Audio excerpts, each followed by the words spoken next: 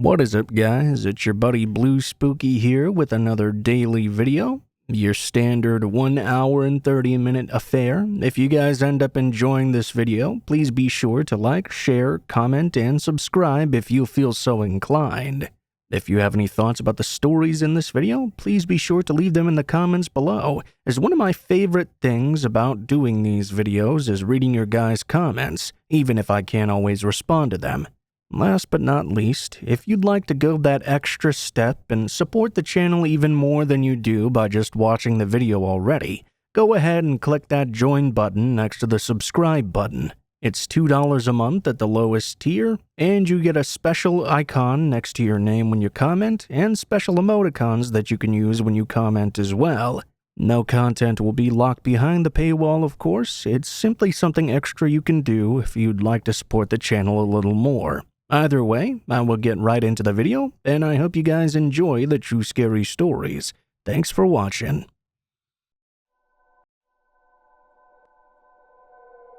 This story takes place in northeast Oklahoma, I believe sometime around 2009 or 2010.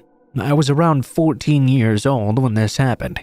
Back then, my aunt and I did everything together. She was my best friend, my rock, and my everything really. Our favorite thing to do in our boring and rural town was to just go driving around and explore. I believe I'd just finished school for the summer, and it was sometime around May. She offered to take me on a celebratory drive around town. In my hometown, there's an old mental hospital that's been closed since the 1990s at least. It's located more in an off-the-beaten-path area. I'd always been fascinated by it, and she was too. She'd even worked there as a teenager. There was a prison located extremely close to it as well, with guards in white trucks frequently driving down the roads. This also had the side effect of preventing people from trying to sneak into that old abandoned mental hospital. We both decided on trying to drive around and check it out anyway. It was just way too cool and creepy. There was a cemetery too, where they'd buried many of the patients that passed away there, just beyond the hospital and where the doctors used to live. Past the cemetery, there was basically nothing. You were far, far from the town by this point. There was only a single-lane, lone, winding road. We were driving, having fun, just talking about anything and everything. It was late afternoon by this point, around 4:30 or so. It was just like any old drive we'd been down so many times. That was until I looked into the rearview mirror and saw a white Jeep Cherokee right behind us. It had seemingly come out of nowhere. We both shrugged it off and thought it must be one of those prison guards or something. We kept on driving, thinking eventually they'd go do their own thing. It became very unnerving though, when the longer we drove, they just never turned off onto a side road. Instead, they just kept on following us. I remember my aunt was trying to play it calm, but I knew she was fully freaking out. She kept on asking me, "Is he still following us?" There were times when I didn't see him at first. I'd say, "No, I don't see him." Then the next minute when I looked away and looked back, he was right behind us again. He got close enough at one point that I could see a bit of his face. He was wearing what looked to be some Carrera sunglasses, very big and bulky. His dashboard was completely covered with junk. We kept on driving further on this road, right into the middle of nowhere. There were several times we'd lose him and feel so relieved, only for him to come barreling back down a side road or over a hill or something. At one point, we came to a railroad crossing. After we passed it, I didn't see him anymore. I kept a close eye out, trying to find where he was. He appeared once again and followed us for hours. If we sped up, so did he. I still get chills at the memory of looking in the rearview mirror and seeing parts of his face. He chased us so far into the rural areas that we couldn't even get a cell phone signal anymore. Eventually, we went so far we emerged onto a highway. We had no idea where we were. We were elated to get back to a main road though. As we turned onto it, my aunt really kicked up the speed. I remember we got back to my mom's house, still full of fear and adrenaline. We frantically said, "We were out driving, and this guy started following us." My aunt finally broke down and confessed how scared she was. We never told the police or anything. and my mom always thought we were just making a big deal out of nothing. But it was really terrifying. We were out in the middle of nowhere, chased into an area with no cell phone signal, with a strange car following behind us the entire time. I remember we talked about it afterwards. Like, what if she had run out of gas? What if her car broke down? What could we have possibly done in that circumstance?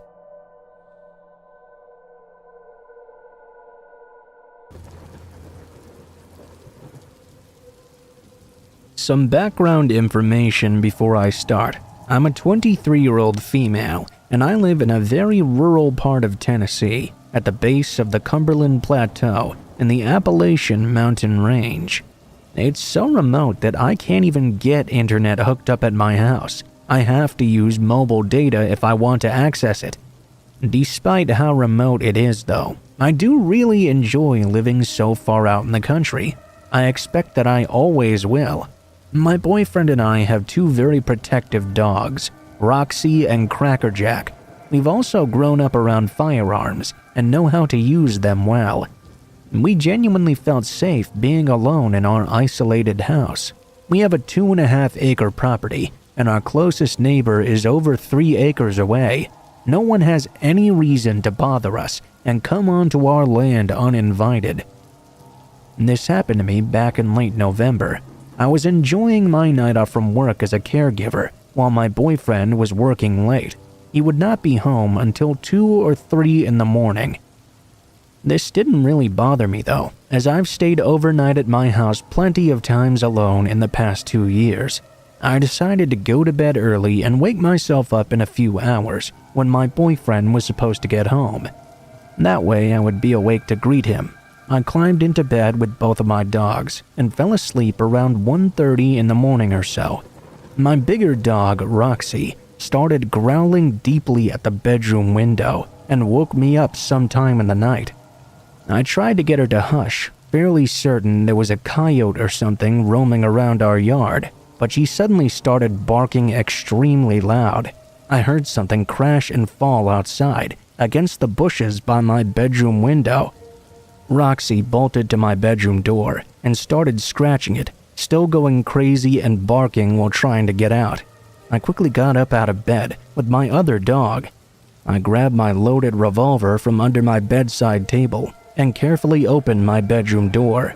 Roxy sprinted to the front door and started clawing at it like she was going to break it down. I paused for a second before opening it.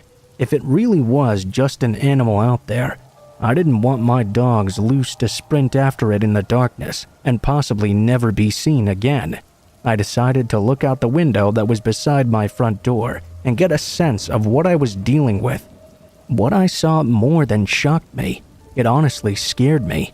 There was a man wearing jean shorts and a white tank top, running away from my house and heading towards the road. I didn't know if I should release the dogs to chase them or call my boyfriend or the police. After a moment, I decided to call the local sheriff's department. I explained to the dispatcher what had happened, making sure to mention to her what the trespasser had been wearing. Dispatch told me they would send a deputy out to my area immediately. She asked me if I wanted to have them come by my house so I could make a report as well. I said that I did. After I got off the phone with dispatch, I called my boyfriend and told him everything as well. He immediately said he was leaving work and coming home. When he arrived, he grabbed a flashlight and the dogs and started looking all around the outside of the house for any traces of this intruder. He didn't find anything except for the damaged bushes underneath our window. We waited for nearly 2 hours for the deputies to arrive, but they never showed up at all. I didn't receive a follow-up call of any kind either in the days that followed. My boyfriend came to the conclusion it must have been one of our shady neighbors or something that lived a couple miles up the road from our house. That very well may have been true, but what bothered me the most of all was that the place the stranger tried to enter the house was my bedroom window of all places, where I had been sleeping. If he had just looked to rob us, why didn't he enter through the front door or the garage or the back porch? Also, all the neighbors know we have dogs. It seems like this intruder hadn't been aware of that. I don't know, maybe it's just paranoia and me jumping to conclusions, but I don't think this guy was interested in robbing us. I think he may have been up to something much worse.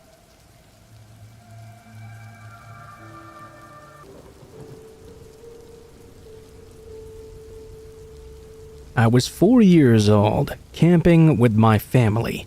We went walking in the woods when I stopped to tie my shoe for a moment.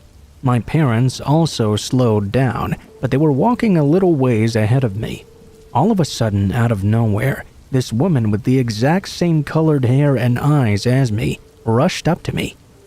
She got down on one knee and held her arms out to me. She even addressed me by my name and called to me with tears in her eyes. "Don't you remember me? I'm your real mommy. You were taken away from me when you were 2. I was immediately terrified.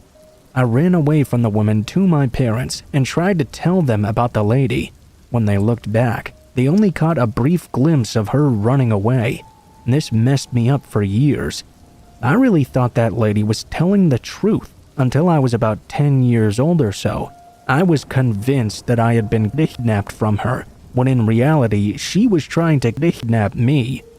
My mom has brown hair and blue eyes, you see, and my dad also has brown hair and brown eyes. I didn't know back then you could have different kinds of hair and eye colors from your parents. I have blonde hair and green eyes, and that lady, whoever she was, took advantage of that to try and kidnap me.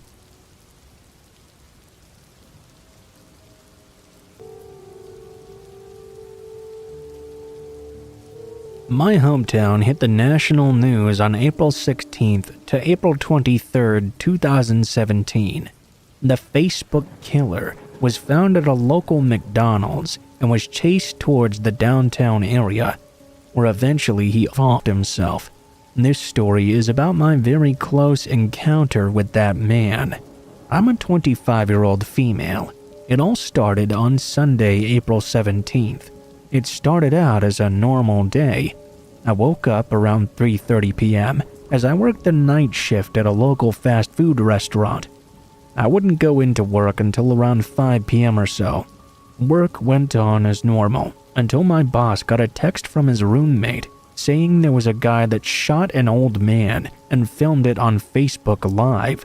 Because we had been there all night, we hadn't heard of this yet.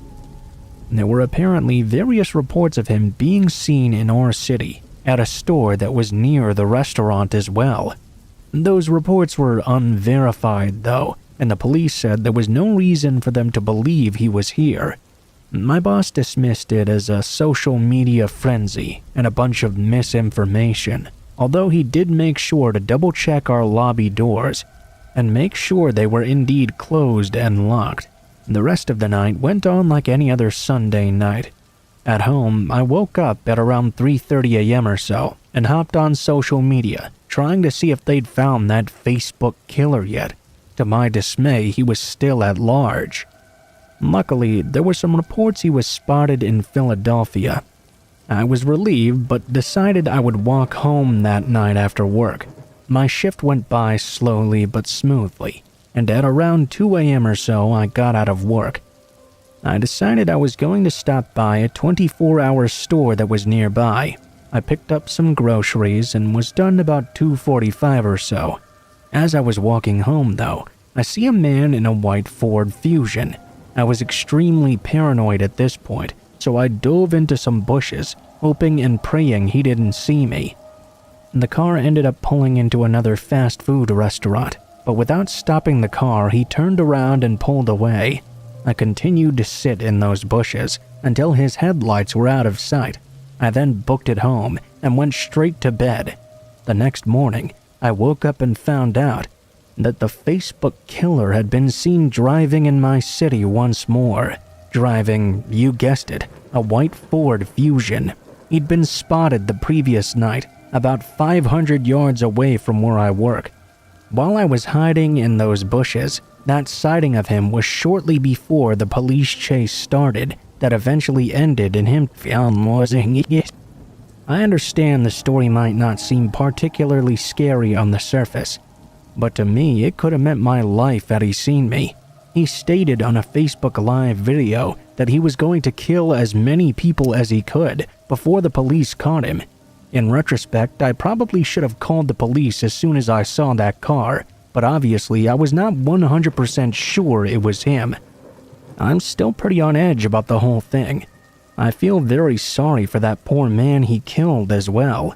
This guy was severely mentally ill. He should have gotten the help that he so desperately needed before going off the deep end, but I guess that doesn't always happen.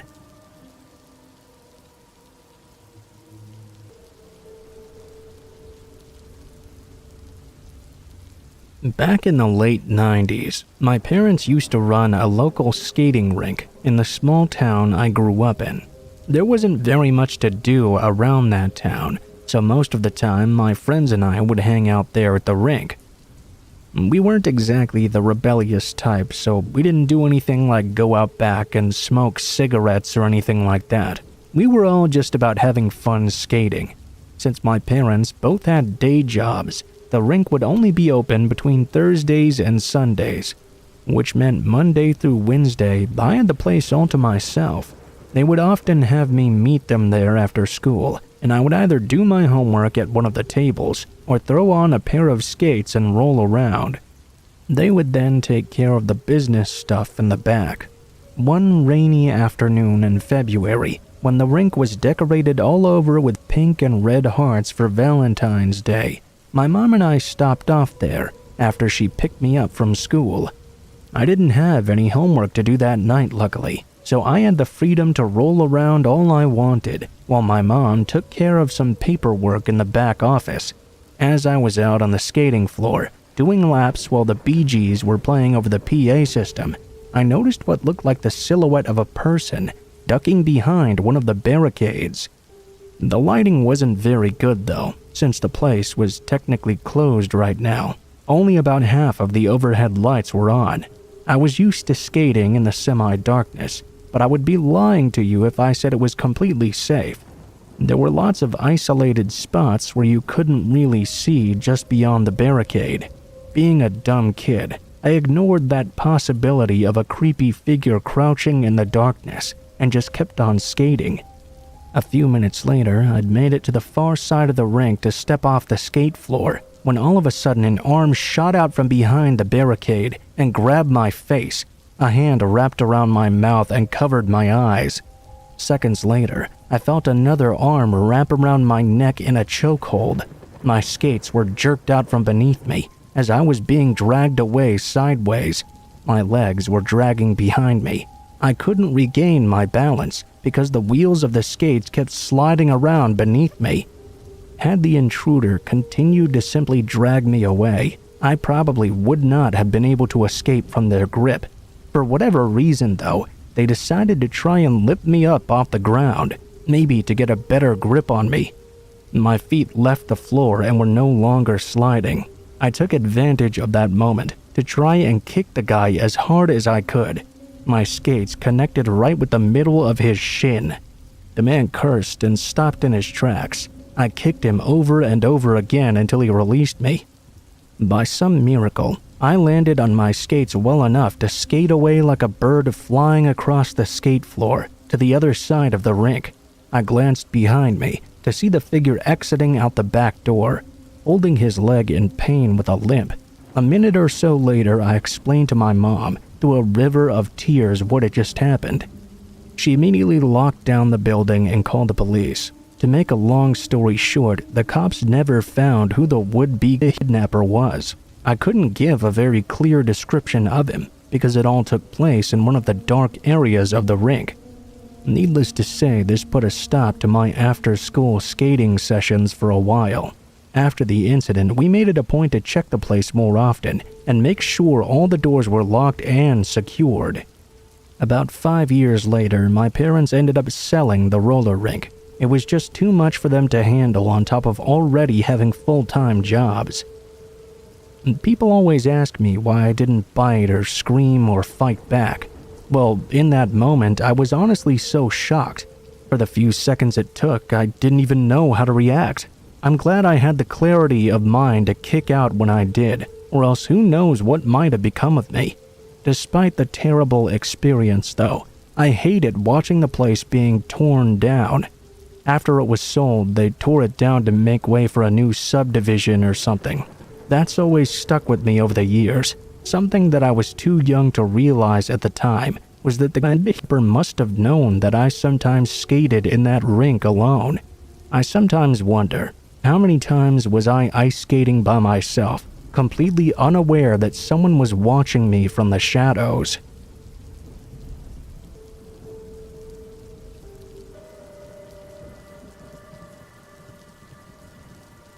I'm part of an all-female roller derby league. I would wake up at 6 and practice skating on the local basketball court for about 40 minutes. Then I'd hit the gym. Then I'd meet up with my team around 8 or so. To be a champion at this sport, you have to be more than just fast. You have to be made of stone, and you have to be prepared to knock somebody down at a moment's notice. I've been with my team, the Flying Banshees, for about 3 years now. We were at a match against our most hated opponents. It was at this incredibly old and run-down roller rink as well. As we were tearing around the court, the lights would often flicker a bit on and off, almost like strobe lights. Add in the occasional trickle of water from the leaking roof above, and it was by far the most dangerous course we had ever skated on. We really should have called off the match before it even started, but we hadn't driven 3 hours out there just to quit. Normally, before we'd even start skating, there was a coordinator who would check us over to make sure we were not carrying anything dangerous or illegal on our persons. It sounds ridiculous, but it's no joke. I even recall one time someone had hid some razor blades in their elbow pads. Apparently this day, no one had checked the other team though, because halfway through the match, as I'm flying around the rink trying to score some points on the board, I accidentally smashed right into a girl on the opposing team. She hit the ground real hard. I didn't hear the whistle though, so I kept right on going. You don't get into a sport like this without eating some floor sometimes. Heck, I myself have been flattened more than a few times by now. I always get right back up though and get right back into the game. As I was coming back around the track, I noticed the girl was standing back up and leaning against the barrier wall. Only she was staring at me with pure hatred in her eyes. Just as I was about to pass her by, I saw her pull something out from underneath her shirt. I raised both hands up instinctively because the lights had flickered. When they came back on in a brief moment, I saw a pocket knife being shoved through the palm of my hand. The momentum threw me off, and I just stared in disbelief. The pain hit me like a punch to the gut, and I went down hard. To make a long story short, I was rushed to the emergency room, and the girl was arrested for assault with a deadly weapon. Turns out it wasn't even her first offense. My hand was bandaged up. I was the first one to show at our next practice, with that big old brace on my arm. My teammates actually took to calling me the Claw, so I guess at least I got a pretty cool nickname out of it.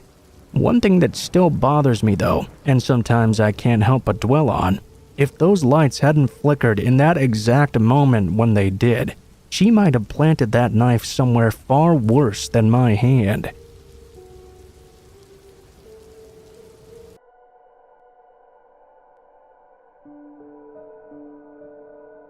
Context: I'm an 18-year-old female, working the 4 p.m. to midnight shift at a nice, clean gas station convenience store somewhere in Canada. Because the location of my workplace is located right beside a highway, it's very common for people to settle in the parking lot for a while, or perhaps even the entire night.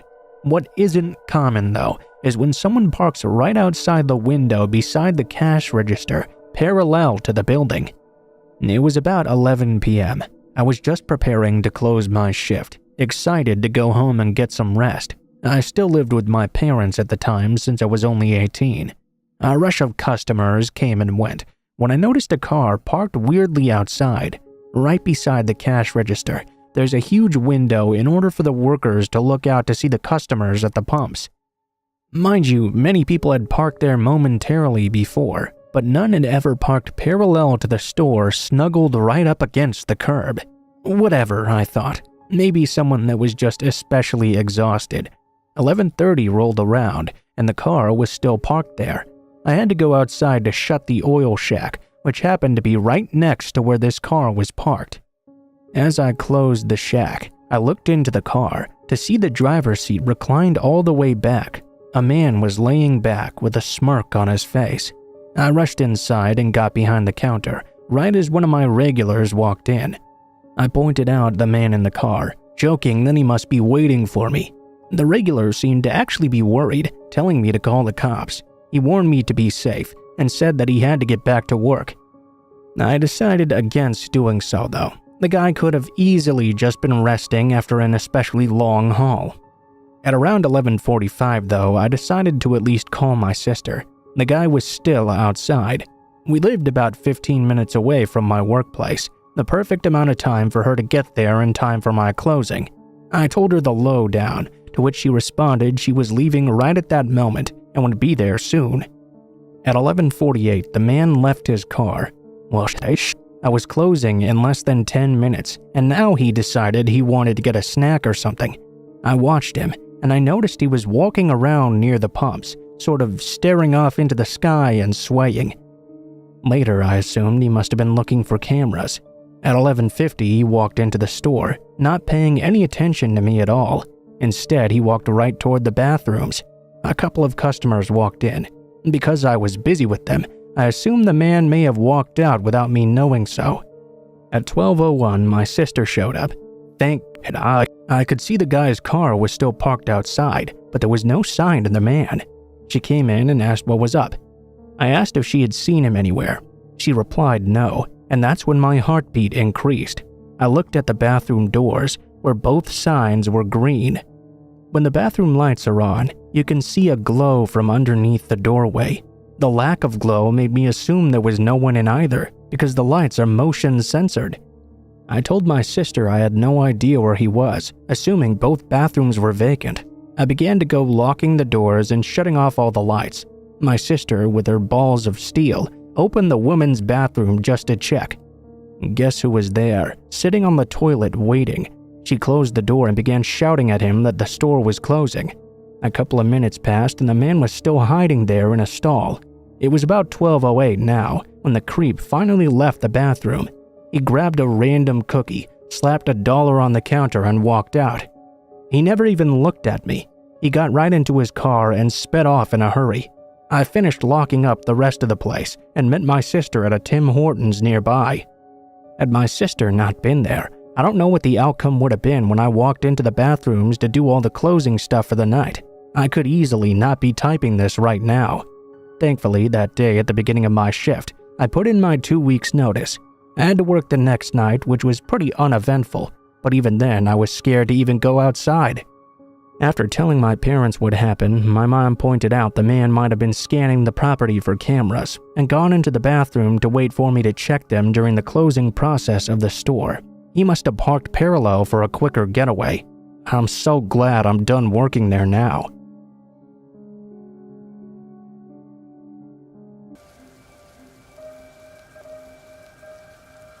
One of my childhood homes had a balcony that was attached to both my mother's bedroom and mine via big glass doors in each of our rooms. Right next to the balcony were 2 trees. One of them I often used to climb up and down from the balcony. One night, my brother and my mother weren't home. I was 13 years old, reading in bed with a very dim reading light. All of a sudden, I heard what sounded like something moving in one of the trees outside. This didn't worry me much, as possums and bats are common in our area. I had these thin curtains on the glass doors that separated my room from the balcony. The doors faced out toward the street, where the street lamp light was, always visible through my curtains. Shortly after hearing the tree rustling noises, I saw a shadow slowly moving past the doors. At that point, I immediately switched off my reading light and froze like a deer in the headlights. The shadow outside was so tall, it couldn't be a neighbor's kid, and it definitely was not my mother, who was only 5 feet tall. The person outside moved slowly, creeping as though they were trying not to be noticed. They wouldn't likely be able to see into my room, but I could see them thanks to the streetlights behind them. They moved past the doors and out of sight.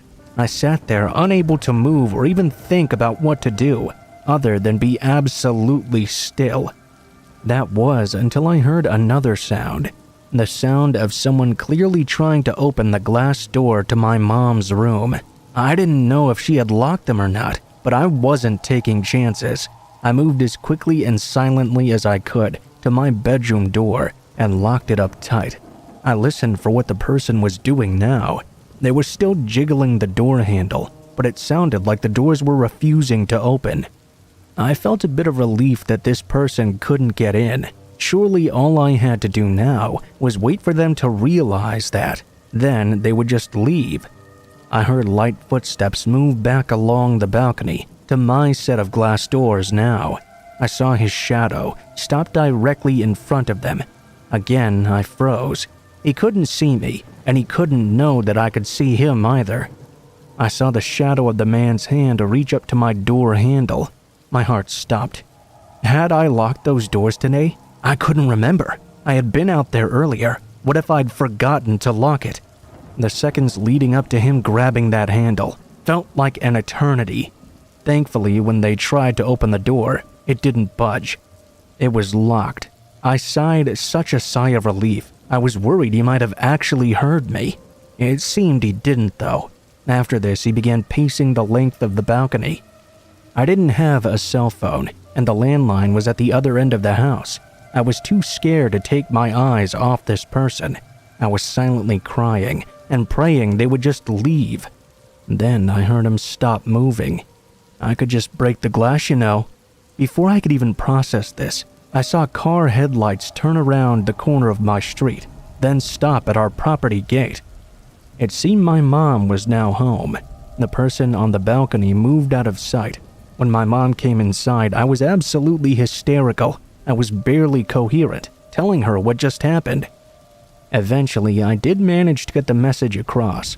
She called the police, but they never found or caught anyone.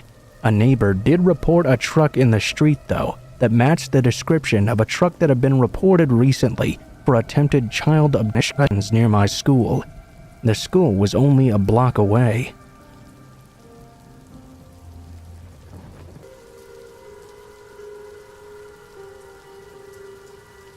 Let me start this up by saying that I'm 5 feet and 130 pounds, former military as well.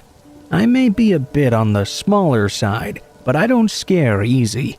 I got hired by a security company, working the graveyard shift. I had a specific routine too.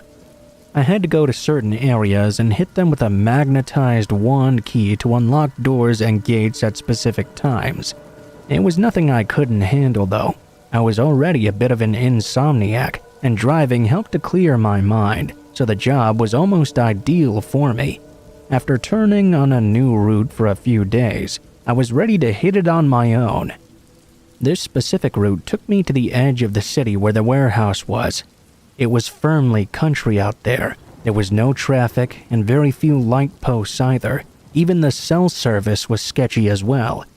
I didn't understand why, but the guy that trained me was part Native American and seemed to be very adverse to this route for some reason. I soon came to understand why he felt that way though. The company cars we drove were hybrids, which were very helpful. I didn't have to stop for gas at all during my route. The night started off fairly normal. I picked up my keys from dispatch, checked the vehicle, and hit most of my points on schedule. I had my work phone and my personal phone in the cup holders of the vehicle.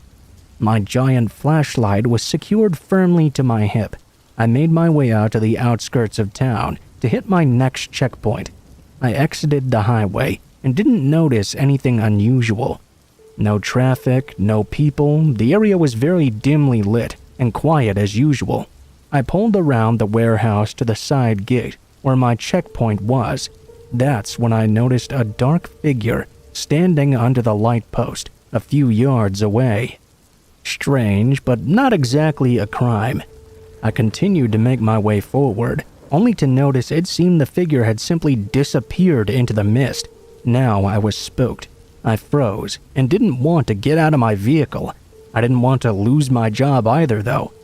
I talked myself up into getting as close as I could to the gate without actually getting out of my car, hitting the checkpoint quick and getting the hell out of there.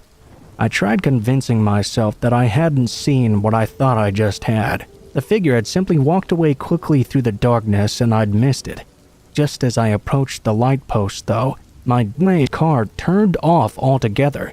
It was almost like the battery shorted out. There were no lights, and it refused to turn over. Soon after, the light post shorted out as well. There was no way in hell I was getting out of my car now.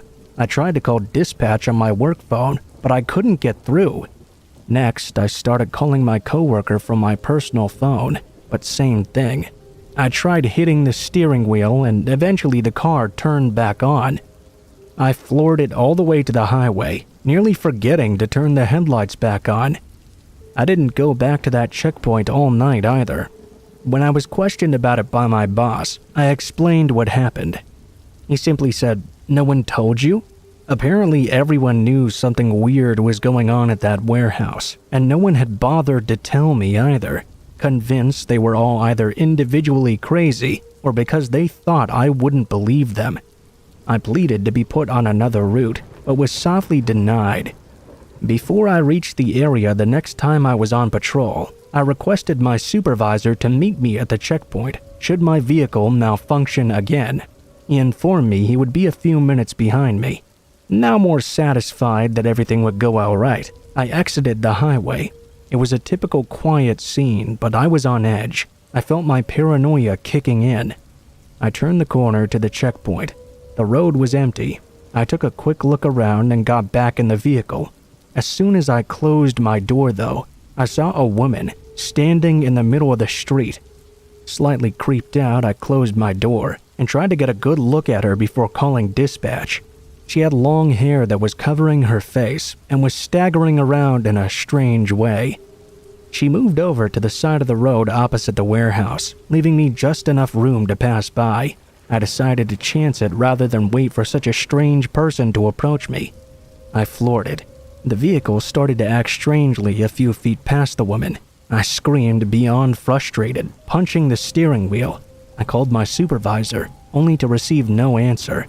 In the rearview mirror, I could see the woman walking toward me. Then she ducked out of sight. I freaked out. Suddenly, the woman jumped up from the passenger side window and started screaming at me like she was a banshee on fire. She began to bang her bony fists against the window. All I could do was keep trying to turn the ignition. The woman kept banging the window and screaming about how she could see me. She hit the window once more. She kept pounding and pounding. I considered trying to make a run for it, but before I could decide, I saw headlights of another vehicle with their high beams on rounding the corner. The woman turned and ran and vanished out of sight. I noticed there was a small crack on my window. I turned my key again, and the ignition kicked to life. The car that came around from the warehouse turned out to be my supervisor. He called me up and instructed me to follow him to the nearest gas station so he could check out the damage that was done to the car. Once we got there, he found a few scratch marks down the side of my vehicle.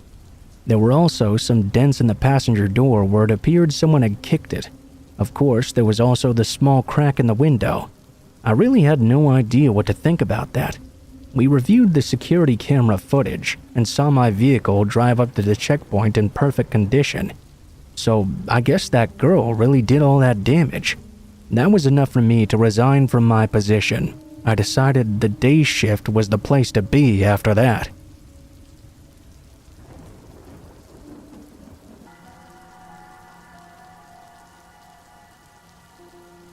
On my 18th birthday, my two best friends and I grabbed a hold of a bottle of tequila and took off in my dad's car.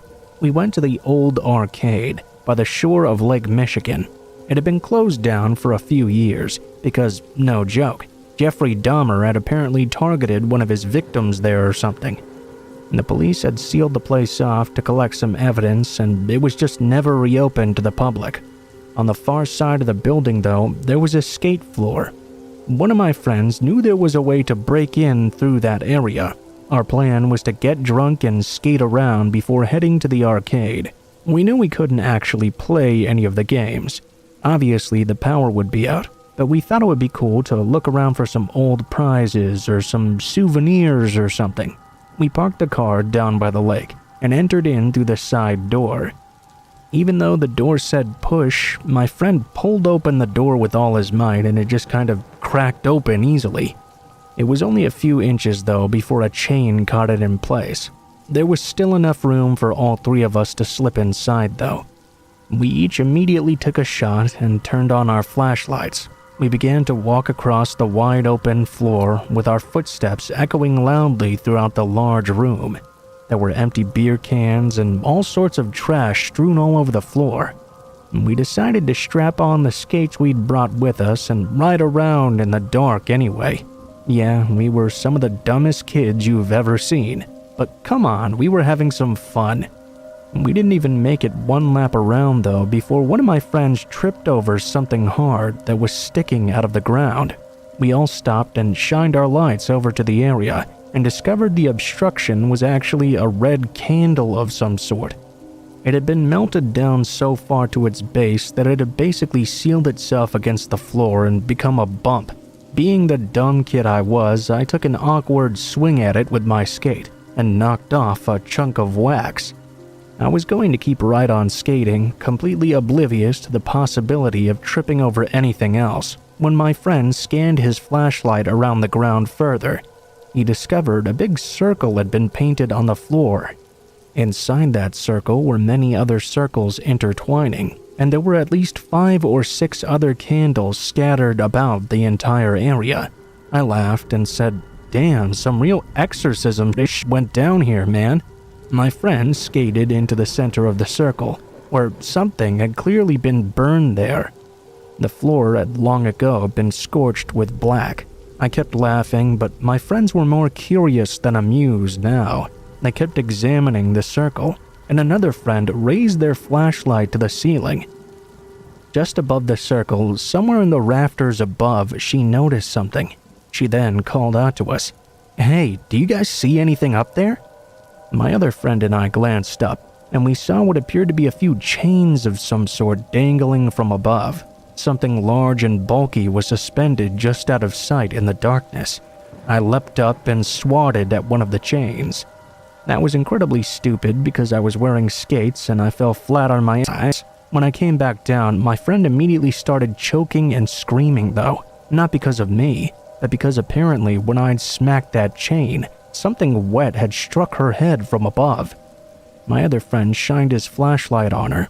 We discovered some sort of dark red liquid dripping down her face in between her eyes and down her nose as well. We all freaked out and bailed, not even bothering to take our skates off properly. We awkwardly rolled back to the car, and my friend drove out of the property with her skates still on. She insisted she thought someone had followed us across the property lines and that she'd heard heavy footsteps pursuing us. I don't recall hearing anything though, but I was pretty buzzed at that point, so it might be paranoia or it might have actually happened. I couldn't really tell. I also forgot to mention that before we drove here, I had a few beers. Being a teen, I was pretty much a lightweight. Unbelievably, we made it home safely that night without crashing. We were at that place less than 20 total minutes. That building is gone now, demolished since long ago. Whatever we saw that night, it's long gone now, and I don't think we'll ever find out what it was. That begs the question though, what exactly was being suspended from the roof? I'll never be able to answer that question, but I have a very sneaking suspicion that the dark red liquid that struck my friend in the face was some sort of blood.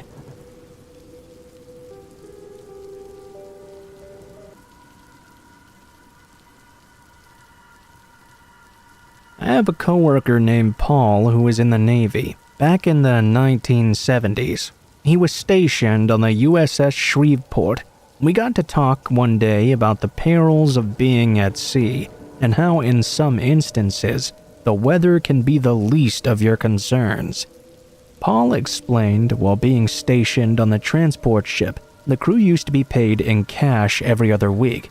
I found that kinda strange, seeing as they couldn't exactly go anywhere to spend their money, and food was provided for anyway. He told me though that the sailors would predominantly use their earnings to gamble, and playing cards was the usual method. There were a few individuals on board who acted as loan sharks of sorts. During the week, in between payments, they would loan out cash with high interest rates. Paul worked as a cook in the mess hall. He was acquainted with another man in his division. We'll call this man Jack.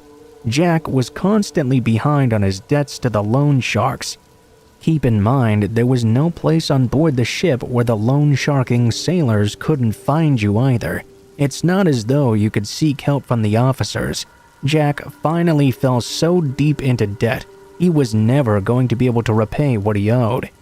Once back on land, the debts were nullified, but the men he owed money to weren't about to let his balance go unforgiven. Every day aboard the ship, the crew would be lined up for roll call. One morning, Jack wasn't in his designated spot. He would never stand there again. The entire ship was searched, but no trace of him was ever found. It's only speculation, but Paul believes that Jack met a grisly end and was thrown overboard after. I mean, what better place to dispose of a body than over the side of a Navy vessel at night? An investigation was conducted. The entire crew was questioned, but no proof of foul play was ever uncovered.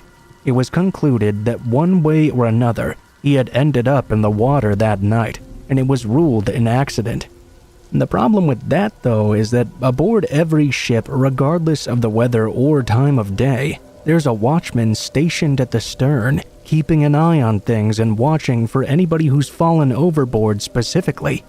For such a poor soul in the water, that vigilant sailor is their one and only chance for rescue. If they fail to spot you, you're as good as dead. It's entirely possible the watchman did not see Jack as he floundered in the waves, but the far more likely scenario is that he was already bound and unconscious or dead before even hitting the water.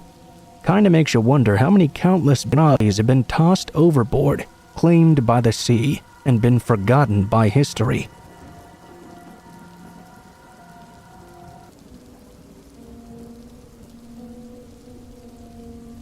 When the first paranormal movie came out, I was still living at home with my mom. I saw it with my then boyfriend and was obviously terrified by it. Later that night, after we'd watched it, I was in bed tossing and turning for about an hour or so. I was too freaked out to fall asleep. Every little noise in the house got my heart thumping. When I'd just about been to actually fade into sleep, I began to hear something in the kitchen at the other end of the house. I heard footsteps slowly going down the hall, getting closer to my room. I also heard what sounded like someone sliding their hand along various surfaces. 2 seconds away from bursting into screams, my bedroom door suddenly shot open. I began screaming bloody murder, only to see that it was my mom. She had been sleepwalking the entire time. She began screaming too, as she'd just woken up standing in the middle of my bedroom, which made me freak out even more. It was extremely scary in the moment, but I guess thinking back on it now, it's actually pretty funny.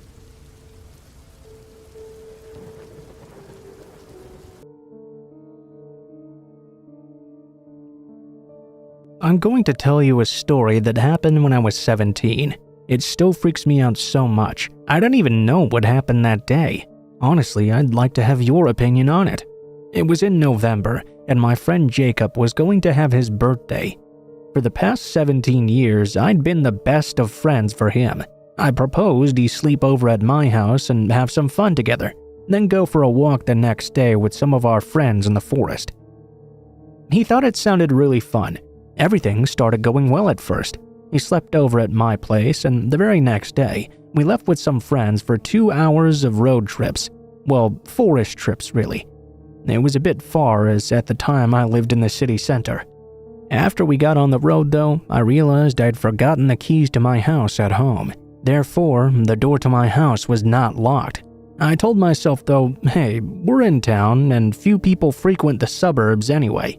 The day was going pretty well. It was about time to get home. I was a bit stressed, not knowing if my house had been robbed or what might have happened in the meantime. In the end though, I said to myself there was very little chance that it happened. There was not much crime in the area after all. My friend Jacob wanted to spend more time with me before I left for my studies. I accepted his offer and we went back home together. We walked inside and I saw my house was completely intact. Even though it had been left unlocked, I walked around with a bit of relief until I suddenly noticed something. The cellar door, which I never opened, was wide open. There was a piece of white paper on the floor. I quickly realized we had to call the police and check if there was anyone there. To reassure myself, me and Jacob decided to shout that if the stranger didn't come out, the police would take care of them. I was paralyzed with fear. I feared that someone would come bursting out of the basement and attack us or something. My worst fears were realized when the stranger who was hiding in the cellar called out to us. "You're not supposed to be home." Jacob got scared and asked me to come with him to meet up with the police that we called. Luckily, they'd already arrived. They went down to the basement and took the man away by car. The police found him hiding with some kitchen knives, an axe, some iron chains, and a board. There was also a white sheet of paper on which was written, "Behind you." I didn't understand from the beginning what was going on here. The police told me later the individual ran away from a mental health facility or something. He was having a psychotic episode, I believe. I'm 25 now, and I always check to make sure I've locked the house after this.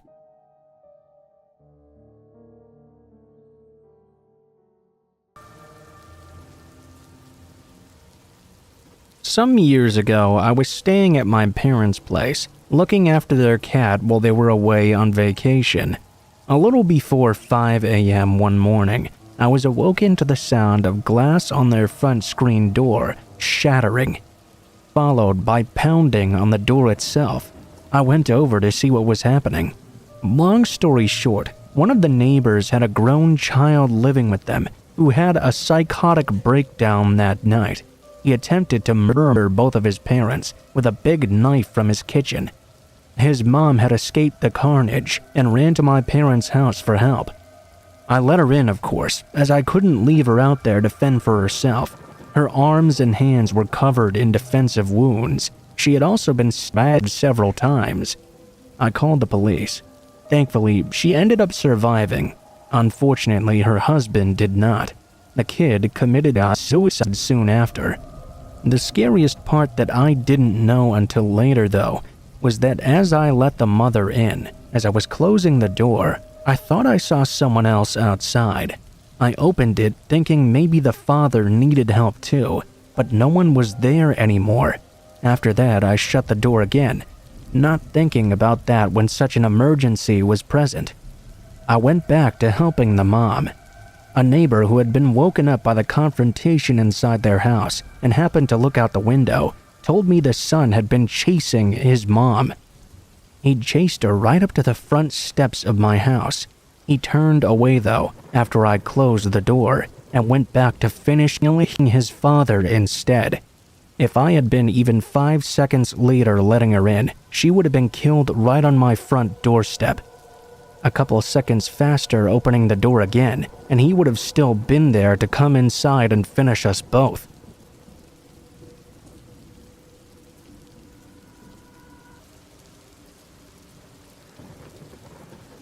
I'm a 911 dispatcher, and I work the night shift. At my agency, we work 12-hour shifts with one partner. I'm no longer on the same shift with the partner I was on that night. However, the change is simply a scheduling change. To give some background, my dispatch center currently only dispatches fire and EMS, not law enforcement. We're located in one of the fire stations, and the station is only staffed by the 2 dispatchers and 2 medics. In the same area, there's another separate, larger building, where our administrative staff such as HR and payroll works. During the regular work week, nobody is in that building past 1700 hours, or on the weekends.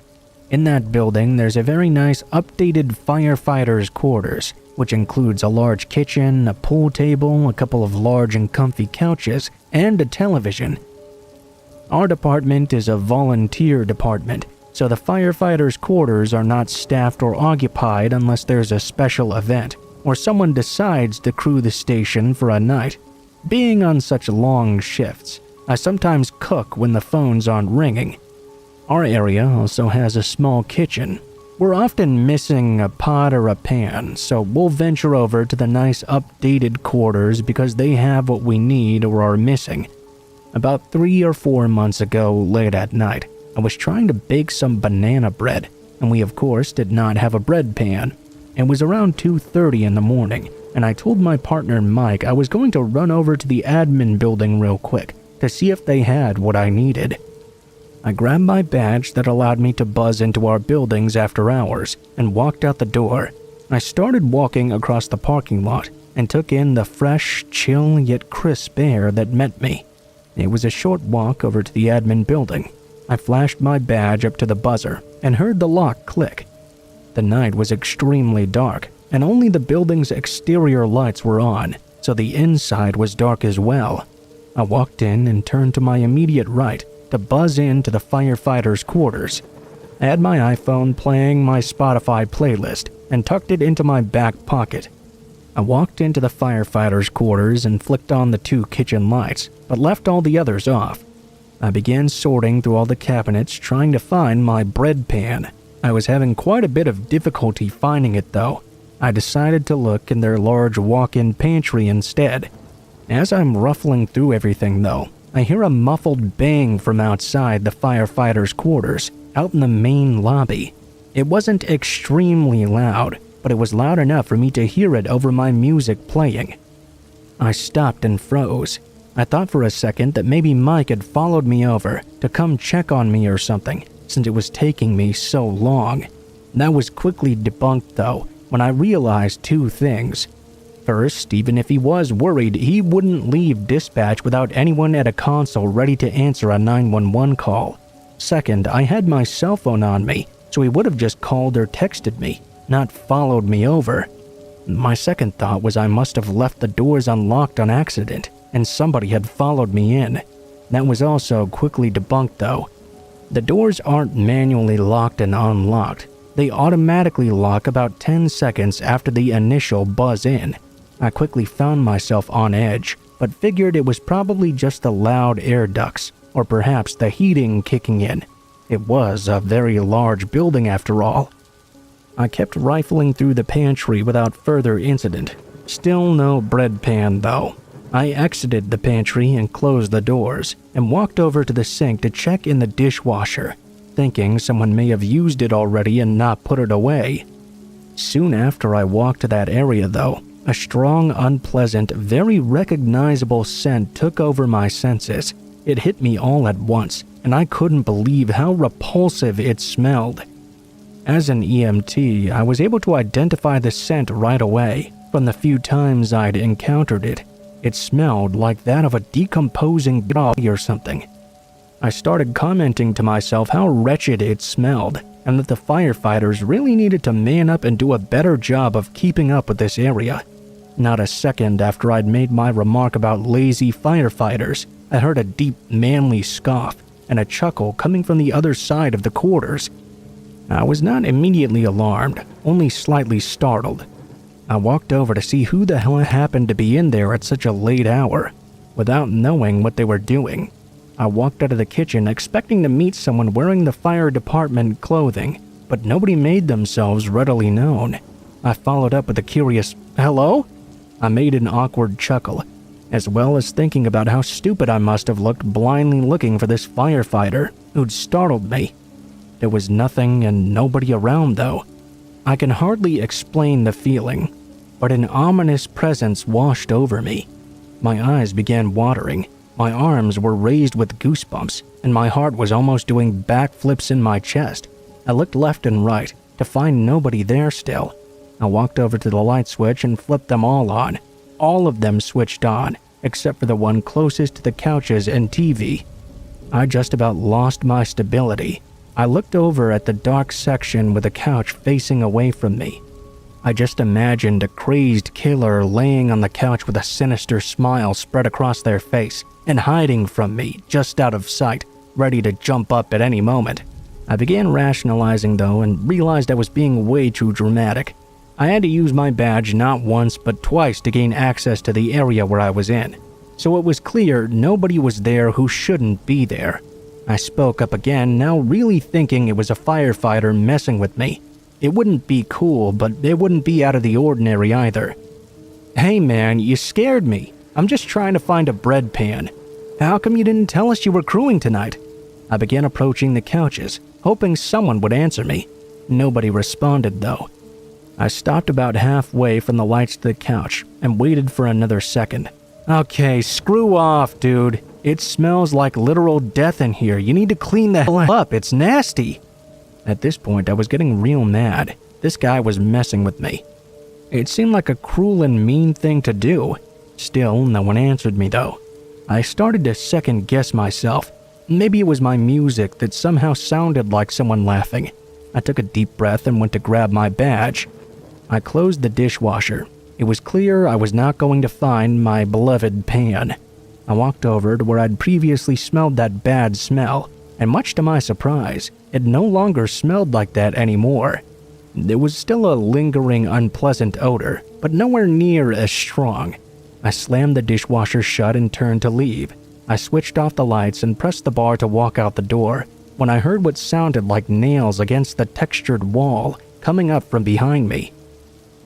I whipped back around, getting ready to lay hard into this jerk trying to scare me. I wanted him to know how screwed he would be once the chief got wind of all this. After all, it was way too early for these kinds of shenanigans. I was way over it. Despite being a smaller female, I was gonna teach this idiot a lesson or two. Once again though, I didn't see anybody immediately when I turned around. The sound still continued though, only it sounded like it was shuffling away now.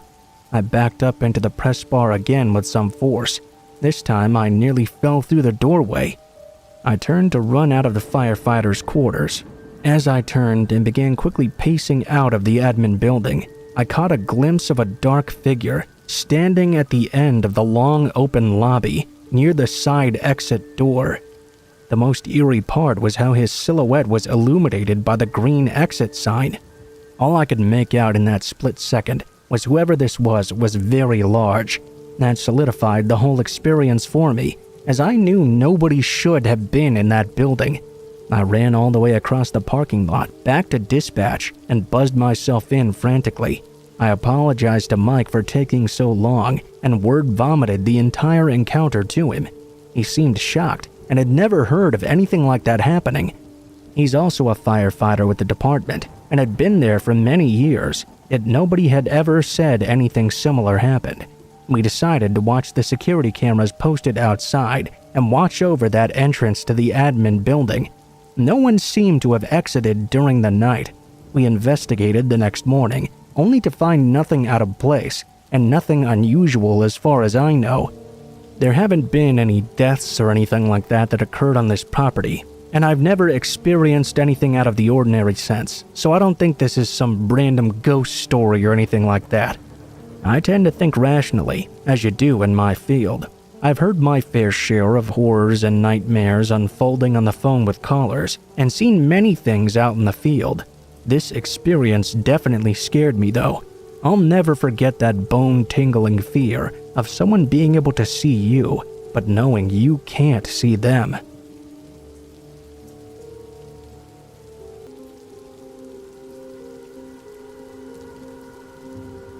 I was living in Las Vegas at the time. I was 19 years old, and I lived in a trailer park in Northtown, a not-so-nice area of Las Vegas. The trailers were all about 10 feet apart at best. At about 11 p.m., I heard the sound of what sounded like bodies flopping on the ground from the trailer next door. It sounded like someone was wrestling or fighting or something. There was no yelling or loud voices or any other sort of sounds, though. Then I heard the screen door of the trailer open and a car speeding off as quickly as possible. I thought nothing more of it and kept to myself that night. My roommate was currently at work and wouldn't be home until the morning. I went to bed soon after. I was awoken, though, to a tapping on my front door. As I opened my eyes to check what was going on, I saw a police officer holding a shotgun leaned against my window. I woke up in a real hurry after seeing that and answered the door right away. The officer told me I had to vacate the premises immediately for my own safety. Apparently, those sounds I'd heard earlier were from my neighbor who'd stabbed and killed someone in their trailer.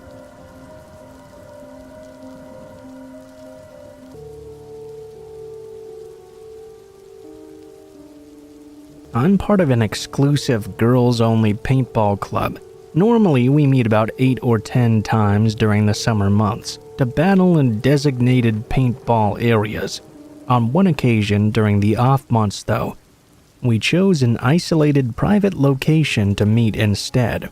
When the economy crashed back in 2008, my neighboring town went to complete shit, and most of its residents took off.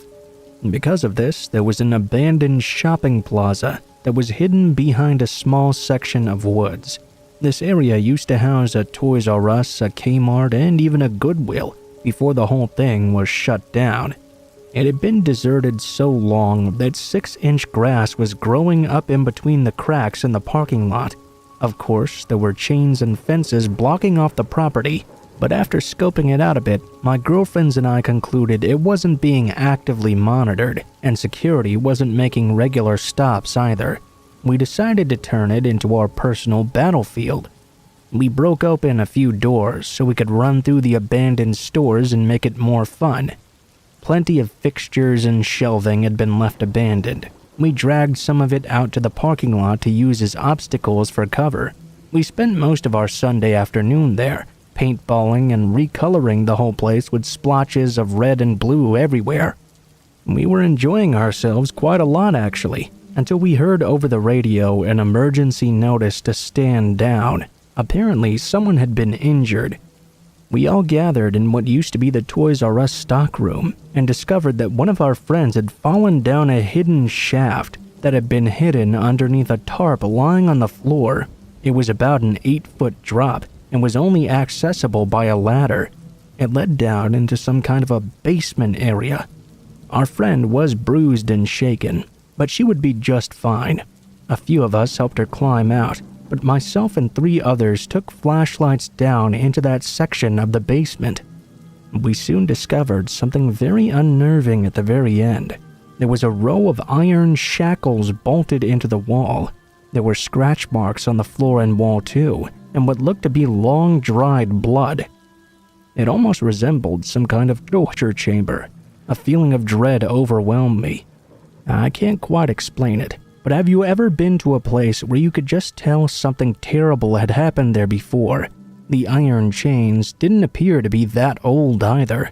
One of my friends approached the scratch marks on the wall and indicated to us that they appeared to be fresh as well. We gathered up our crew and left, making sure to take everything with us that may leave clues as to who we were. We anonymously reported our findings to the police, and we never returned to that property again.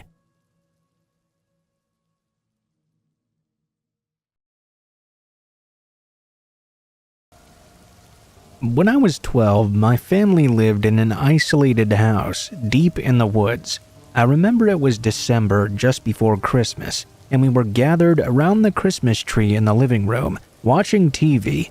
Maybe around 10 o'clock or so, I decided to go to bed. My bedroom was on the ground floor, while everyone else's was upstairs. I remember I fell asleep without much trouble, but later on that night, I awoke seemingly for no reason at all. I rolled over to face the window that sat next to my bed. The side of the house where my window faced was pressed right up against the trees. For anyone to look inside, they would have to walk through the undergrowth and duck under some branches just to come close enough to it. That was the reason I didn't have any curtains. I figured there was no point to having them in the first place. When I woke up, though, a terrible, vulnerable feeling washed over me. Right then, a feeling I had never experienced before came to the front of my mind. next to that window. It felt as if I was being watched. There was no light on in my room, but likewise there was nothing illuminating outside my window either. I stared at the window for a few moments, then I sat up. I thought I was just imagining things, but just as I was about to lay back down, I saw the shuffling of movement outside. I sat bolt upright, but I didn't hear anything else. After another moment, I laid back down. Even though I felt uneasy, I started to drift back off to sleep unwillingly. A short time later, I don't know exactly how long, I woke up again. This time though, it was because I was suddenly freezing cold. I shivered all over and climbed out of bed. I suppose I'd already forgotten about the feeling I had earlier. I left my room and walked down the hallway without turning on any of the lights. I entered the kitchen. As I made the turn into the breakfast area, I felt a freezing cold breeze on my face. That's when I literally froze in my tracks. The back door was wide open, and snow was collecting just inside on the floor. I could make out in the snow the faint outline of tracks leading inside, but none walking away. There was a ringing sensation in my ears, and for a few moments, I found myself completely unable to move. Even to turn around was a monumental effort. And that's when I heard the slow, quiet turning of the door handle to my right, which led into the laundry room. I don't know exactly why I decided to do this, but I ran to the gun in the closet instead of upstairs to my parents' room. That was the first thought in my head. I had to get the gun and defend myself. I took the hunting rifle out and raised it just as my parents had taught me. The gun was not loaded, but I figured the rifle alone would be enough to scare off an intruder. I could now see a dark figure peeking around the entranceway to the kitchen. I couldn't make out any details, only that it was clearly an adult. I'm not sure how well the figure could see me, but I stammered out that I had a gun. What the figure said next I can remember clearly even to this day. In a happy sing-song voice, the person clearly spoke my first name, then added, "I'm not going to hurt you. I would never hurt you." I didn't recognize the voice at all. I had no idea who this could be, but clearly they knew me. I screamed like I was on fire. I sprinted back to my room and locked the door. I hurled myself under the bed. I could hear the man calling out my name as he followed me down the hallway. He made his way to the outside of my bedroom door. And that's when I heard my father scream from the top of the stairs. I heard the intruder bolt back down the hall and out the door into the snowy night. It took a while for me to calm down enough to go and unlock the door for my parents. For a while, they pretended not to know who this was, but a few years later, when I was older, my dad admitted to me that the man was a former friend of his. He'd taken a special interest in me. He'd repeatedly asked my father if he could take me out to go shopping or for ice cream. Whenever my father refused, he started stalking me around our own property. I never had a clue about any of this. My parents called the police and pressed charges, but if the man was ever caught, I never heard about it. I did ask my parents about him every once in a while, but they would always just say, "It's over, don't worry."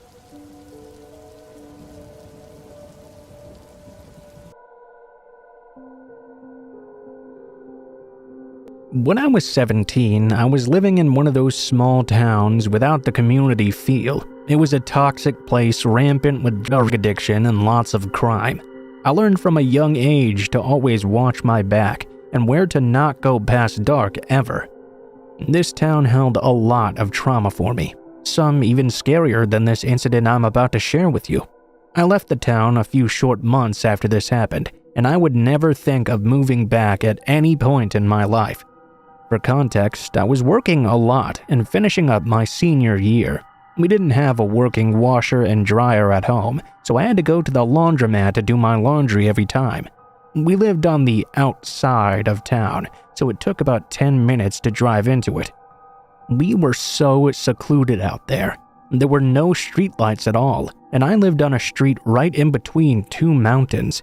We were just down the street from this abandoned dairy farm. We had acres to ourselves. There was really nothing out there. It was so dark you could barely see 10 feet in front of you. There was only my street and the cross street to get to my street, so you knew every time a car was going down this road. One afternoon, I found some time to take my laundry to the laundromat and took my mom and brother's laundry as well, so my mom wouldn't have to go during her work week. This meant I had 3 times as much to do, and it would take much longer at the laundromat. Still though, there was a Hastings next door, so I didn't really worry too much, as long as I was still able to leave before dark. This was not a very good area to be stuck in. By the time I left, the sun was just almost going down, so it pretty much worked out. By the time I was on the cross street to get to my own street though, it was completely pitch black. I was all alone out there. I thought so, at least. I turned down onto my street, and within seconds, someone appeared behind me, as close as they could possibly get without slamming into my car. They had their brights on as well. This confused me. I had seen no other cars on the road or behind me before I'd turned onto my street. It's like their lights were off until they were directly behind me. This gave me a pit in my stomach. I sped up, but they kept perfect pace with me, right behind. It was a windy, dark road. My headlights wouldn't illuminate much. I was starting to get very anxious. I made a split-moment judgment call and drove right past my own driveway. I didn't feel right alerting some random person to where I lived with my mom and baby brother there. Especially so because cell phone reception was barely existent in our area. The person behind me was still touching bumper to bumper almost, even with me speeding up. I knew that up ahead there was a fork in the road. Going straight ahead would lead to the downtown area. It's the way people go when they're heading that way. To the left, you entered a residential area with a few homes, and a road that only really allowed 1 car at a time. At the last second, I turned down this street without turning my blinker on. I hoped I'd be able to trick the car behind me into keeping driving straight. They made a very sharp turn and followed right behind me though. By this point, I was extremely scared, but I was still hopeful that maybe the car behind me just lived in the area or something. By now, we were going close to 50 down these residential streets and speeding up even more. The car behind me would not back off at all. They stayed so close I couldn't even tell the make of their vehicle or see if they were driving a car or SUV. I couldn't even tell who was inside. I didn't understand why they were sticking so close. I was afraid if I slowed down at all, they'd bump into me and ram me off the road. All of a sudden, I saw a home directly in front of me. The street was at a 90-degree angle. I had to turn left immediately or risk crashing into that house. Luckily, my car made the turn. I made a left to go onto the road that leads to downtown. The car was still behind me, which showed clearly they did not live in this area. At this point, I was certain they were following me. I made the decision to drive to the sheriff's office. By now, we were going 60 in a 25-mile-per-hour zone. We started to pass a street I recognized would lead to the sheriff's office. I made the turn so sharply because of our speed, the car behind me couldn't quite make it and kept on driving forward. I drove around and made a lot of turns to ensure the car would not be able to follow me once again. Finally, I pulled over in the dark and cried. I was safe this time, but I went home terrified, and I changed the way I drive to this day. I moved to a more populated city, and I live in a large apartment complex now. I still drive past my old area. I always get a weird feeling someone will appear behind me. Anytime someone does pull in behind me, I drive right past my apartment and circle the complex until I'm sure they're not following me. My paranoia saved me that night. Possibly also my mom and baby brother from something that could have been so much worse. Always pay attention to the people behind you.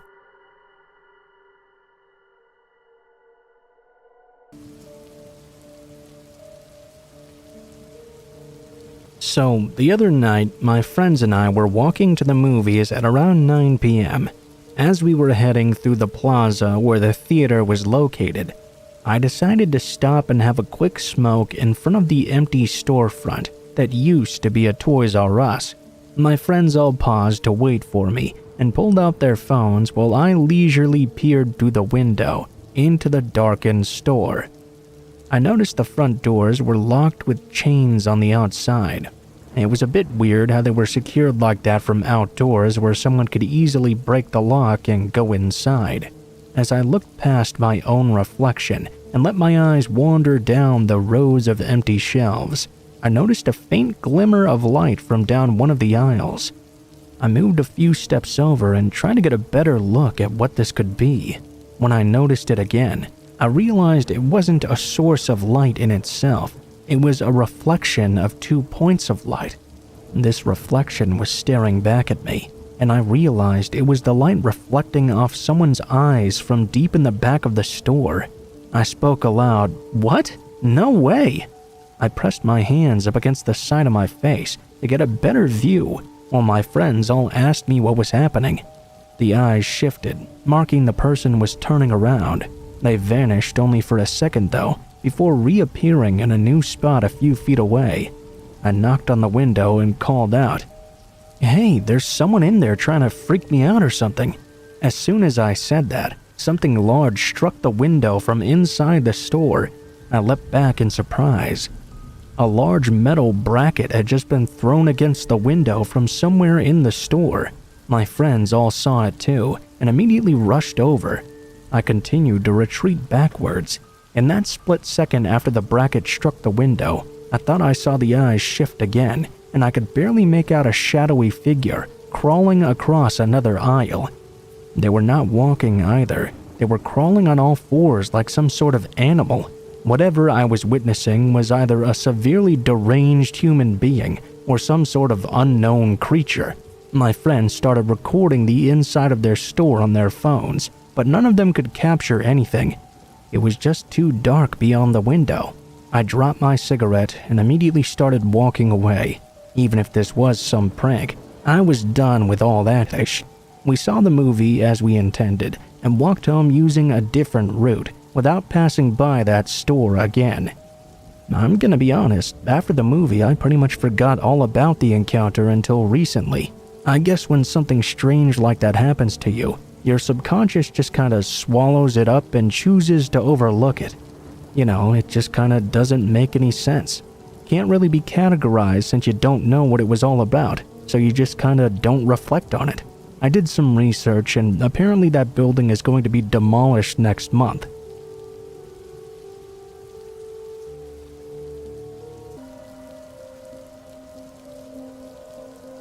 The road that I take to get to my house is very long and winding. It's surrounded by trees, and there are no other houses on it. It's just an extremely long road out right in the middle of nowhere. 7 years ago, in fact, a car with 4 people inside crashed into a tree on that very same road. It was an extremely big deal at the time because everyone in that car died. Supposedly, there was something wrong with their brakes, and the car just kept accelerating faster and faster, then finally hit a tree that was located almost at the very end of the road. Every day when I drive down that road, I think of how scared everyone inside that car must have been as they flew down that winding road at 100 miles per hour and finally lost control. I literally think about it every time I drive down it. Last weekend, I was driving home from work, and I had gotten off late. It was around 2 a.m. or so. I was driving down that road. The road was unpaved and very rough, so unless you have the right tires, you had to drive low and slow. I was driving down, going about 15 miles per hour, when I saw some people randomly standing next to a tree. I stopped the car after I passed them by, and saw in my passenger side mirror that there were 3 people walking toward my car. I immediately had a very bad feeling and hit the gas. I sped the rest of the way down the road, much faster than I ever had before. It was around that same area where the 4 people had died in that crash 7 years ago, actually. I only saw 3 people there, and I don't believe in ghosts or anything. There was no car on the road though, and I can't think of a reasonable explanation as to why someone would be out there walking so late at night, walking down that very long road. Maybe it's a spot for bushers or something. Every time I drive down that road at night now, I'm afraid I'll see those people again. I wonder what might have happened if I hadn't driven away from them.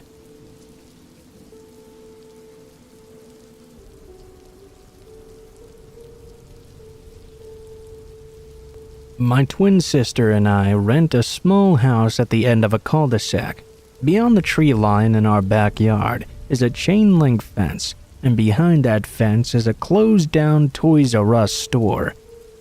Now, I don't recommend anyone else try this, as it's technically trespassing, but ours is a unique situation.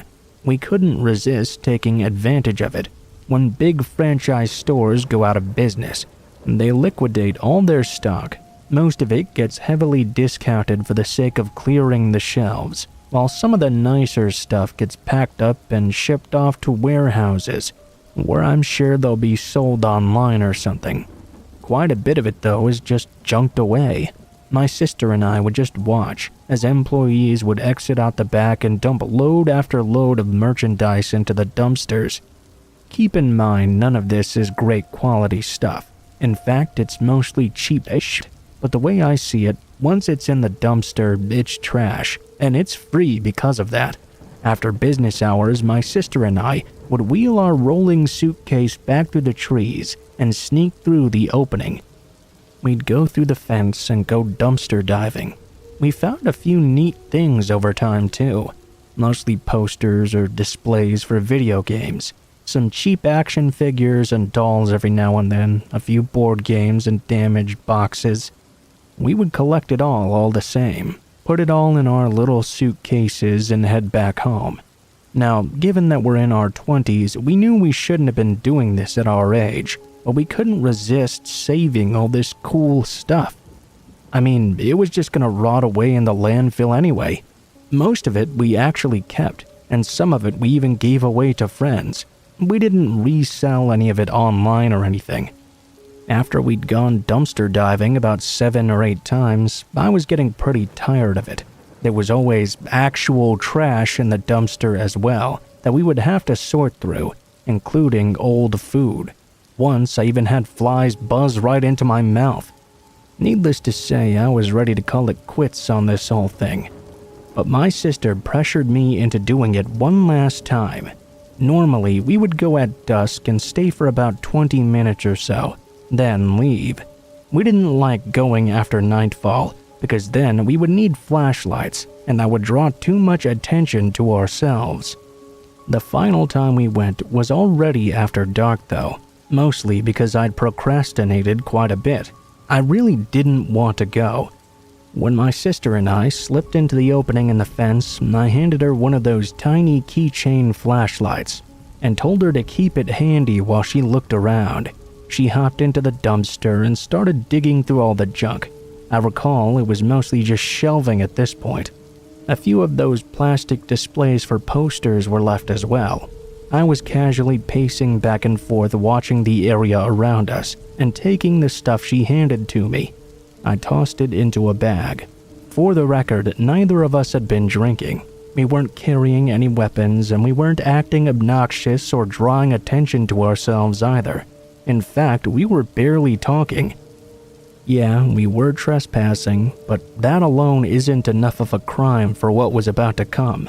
After about 10 minutes or so, I told my sister it was time to go. She was making way too much noise shifting around all those shelves. I was worried we were going to be caught. I was zipping up the bag when I heard the chain link fence rattle back around where the opening was. Now, in retrospect, this may have had nothing to do with what was about to happen, but a part of me still thinks it was connected. I didn't have a flashlight myself, so I couldn't check the area to investigate. I had entered that fence though often enough to know exactly what it sounded like when someone passed through. I started tapping the side of the dumpster, telling my sister to hurry the hell up. She pulled out a cracked Iron Man mask and handed it to me, then began to crawl out of the dumpster.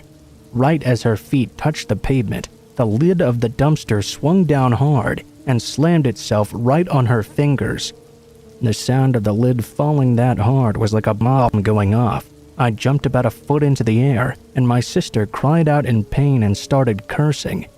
Next thing we knew, there was what sounded like a war cry coming from behind the dumpster.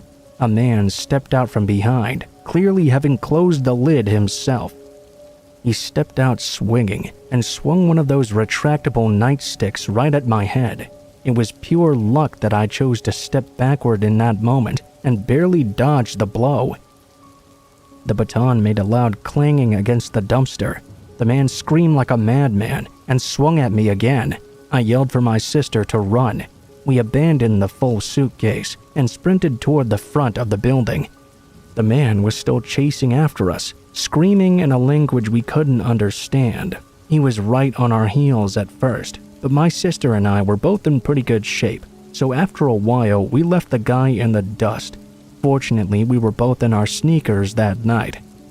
As the man fell further behind, he hurled his baton at us. It clattered across the pavement to my right, but we kept on running. Once around the front of the building, we began sprinting to the road. The guy turned the corner after us and slammed right into one of those freestanding cement poles that are normally located by the entrance to prevent cars from driving through the doors. I glanced over my shoulder, only to see him hit the ground and immediately pop right back up like he'd barely felt it. We kept on running. We made it to the intersection, and I shoved my sister in the direction of the house. I told her to keep running. This is the part that blows my mind. Not only was the man still chasing us, but he was still screaming at the top of his lungs. Now he'd pulled out a stun gun, which was buzzing loudly in the air as he ran. I neglected to mention this earlier, but this man was clearly not a security guard either. He was not wearing a uniform and was completely out of his mind. I yelled at someone who was idling at the stoplight to call the cops, then took off in the opposite direction. Fortunately, after I crossed the road and ran down a few back alleys, I ended up losing the man. I could still hear him screaming though.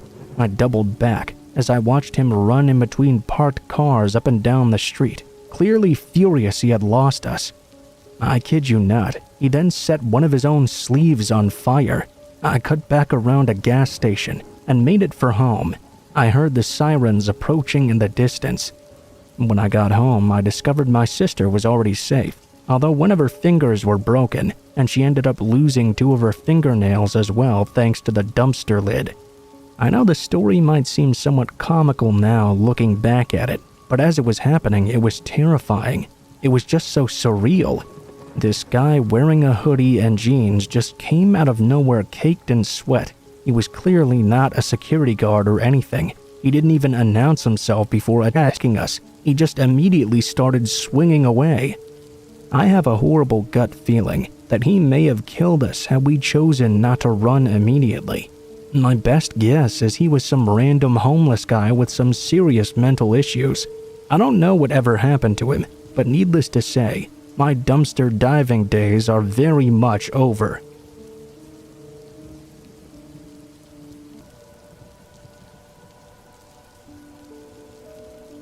When my mom was 17, she and my grandparents went for a hike in the Belanglo State Forest in Australia. They had a holiday house in Burma, which they would quite often visit on the weekends, so going on hikes was pretty common. While hiking along the trail they had been down numerous times before, they suddenly came across a couple of abandoned hiking packs. Like those massive ones backpackers have. The packs were stuffed full of clothes and food, but no one else was in sight anywhere nearby. There also weren't any obvious signs as to why they would have been left behind like this. This was in the early 90s before cell phones were common, so they couldn't contact a ranger to come and have a look at them. My grandmother immediately became concerned about the strangeness of the situation, and she convinced my grandpa that they should immediately go back to the car. They did so. A few nights later, after they returned home to Sydney, my uncle called my grandmother into the living room and pointed at the TV. Apparently, some hikers from Germany had been reported missing. They were last seen in that area of the Belanglo forest. My grandmother immediately cried out that her gut feeling had been right, even though technically there was no evidence those bags they found belonged to those exact hikers. Further news reports came out, and a few years later in 1994, They had the entire family in hysterics. The remains of the bodies had been found in the home of Ivan Malat. He had massacred numerous victims in the forest and is now known as the Backpacker Killer. He's one of Australia's most notorious serial killers, and it's believed there are still bodies that have yet to be found. The worst part about it, though, is that those 2 hiking packs my family found were never definitively linked to any of the bodies. That means that for all we know, whoever owned them could still be buried in that forest somewhere, never found until this very day.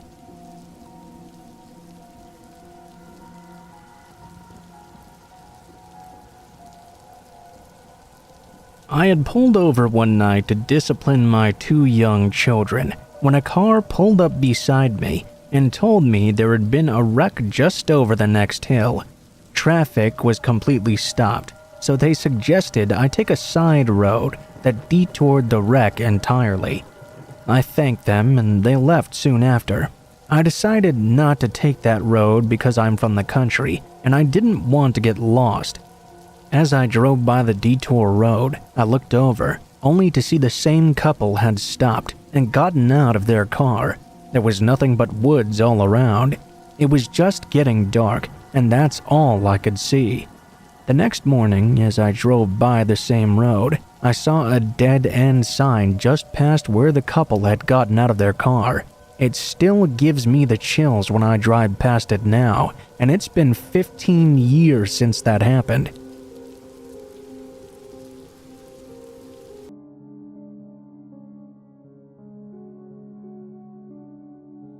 I was on a solo road trip several years back and had fancied that I could make an 18-hour drive in one go.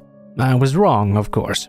I started to pass out at the wheel, so I decided I needed to take a nap somewhere right away. The closest thing for many miles was a tiny gas station set just off a mountain right in the middle of nowhere. Dark landscape as far as you could see. There were some truckers ahead and behind on the road, but not much else. As I pulled in, I saw there was one car at the station that I assume must belong to the clerk. I parked where I was still illuminated by the station's lights, but away from the main parking spaces. I didn't want anybody to pull up next to me for any reason. I set an alarm for 45 minutes of rest and figured I'd see how I felt after. Suddenly, though, I was awoken and glanced at my watch. Only about 20 minutes had passed by. I glanced out my driver's side window and found myself making eye contact with a random man. A truck had pulled up about a space away from my car. There was no passenger. The driver was in his passenger side with his front and back passenger doors open. He had this long, massive chain in his hands and seemed to be pulling it out of the back of his truck, watching me sleep. A second after we made eye contact, he froze. He stood still as a statue and glared right at me. He began to quickly tug at the chain and took a step towards my window while not breaking eye contact. My keys were still in the ignition, luckily, so I made a very hasty exit. As I pulled away, the man in my rearview mirror had moved to the back of his truck. He stood in the truck bed and watched me drive off. I can't prove he was doing something nefarious, but why did he park right next to me when I'd parked way out of the way? He also didn't need to watch me sleep. He didn't need to step towards my window with that big chain. I'm not sure what he was doing with it, honestly. There was nothing in his truck bed visible or around his truck that would call for a chain of that size. I definitely didn't stick around to see what he was doing. And why did he watch me drive away so menacingly?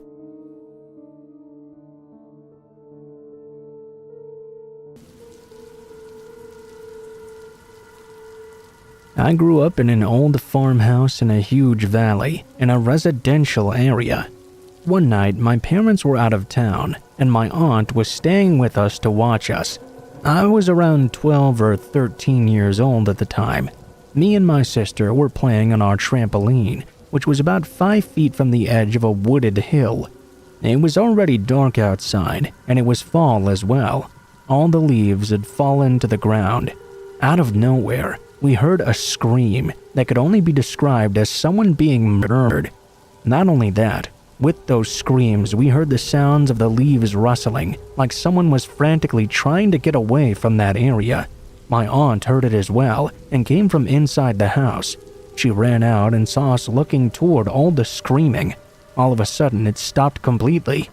She told us to come back inside and grab the phone in her hand as she called the police. They showed up soon after and went to search the entire area for an hour.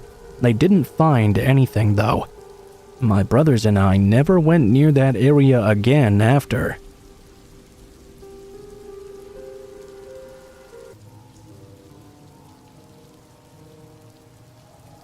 This happened to me last spring. I live in a quiet part of northern London and attend a very academic all-girls school in my neighborhood. Since my school is so extremely prestigious, we were required to complete the Bronze Duke of Edinburgh program as part of the school curriculum. When our first ever expedition was coming up, we all felt pretty confident about it. Since we were a useless bunch of teenagers though, our teachers thought it might be helpful for us to practice setting up at least a little bit beforehand. I didn't really like the sound of that. It all was just so utterly creepy to stay in school overnight on some tiny playing field in a far corner of the campus. The most disturbing part to me was that this field faced an abandoned building. Even though it was separated by a stone wall, it still looked extremely creepy. It was one of the only abandoned houses in the neighborhood, and the fact it was such an oddity made the situation even worse. We came to school that evening to practice setting up the tents. It was honestly kind of weird seeing the school without any students in it. It seemed so much bigger than it was in the daytime. I was in the same tent as my best friend Kate. She was assigned to my group for the expedition. As I expected, I was not able to fall asleep easily in that tent though, so I kept going through my phone until it was late at night. I was sure that everyone was asleep, including Kate. I started to drift off about 2 a.m. Then though, it started to rain. It was in that moment I understood that I should have been listening to the teacher's explanation of how to correctly put up a tent, because it slowly started to fill up with water with us inside.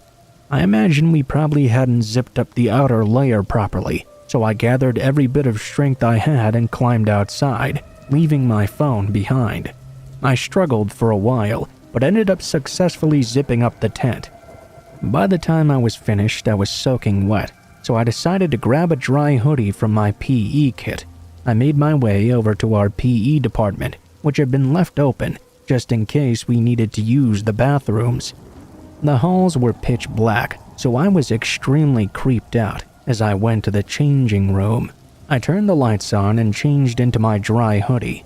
When I pushed down the door handle to leave though, for some reason I found it was now stuck and refused to budge.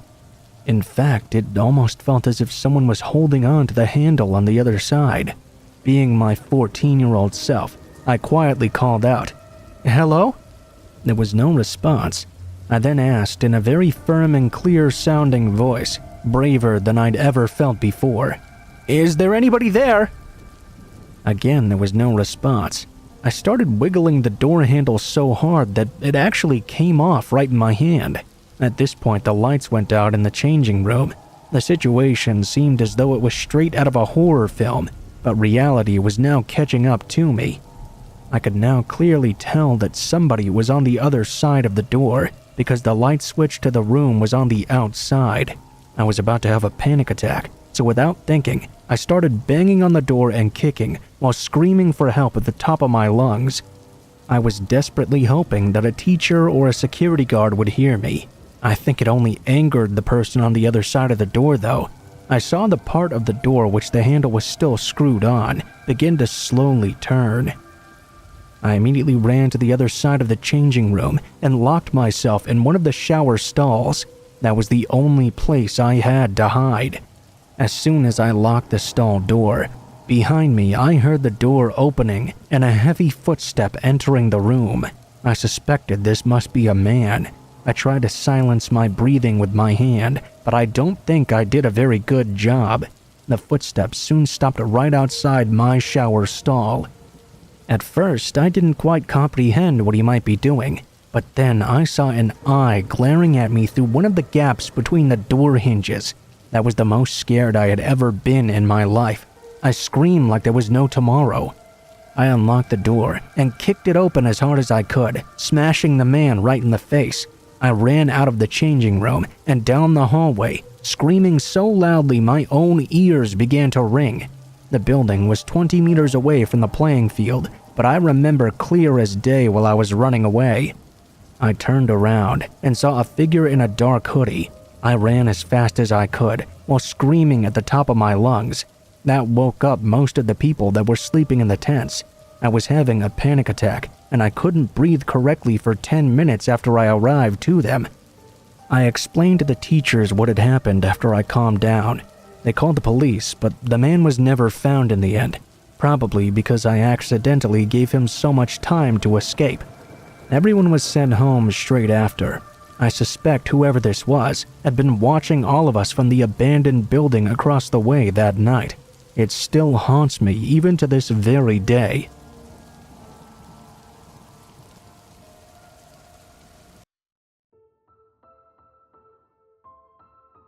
What is up guys, Blue Spooky here. Thank you guys so much for watching, especially if you made it this far to the end of the video.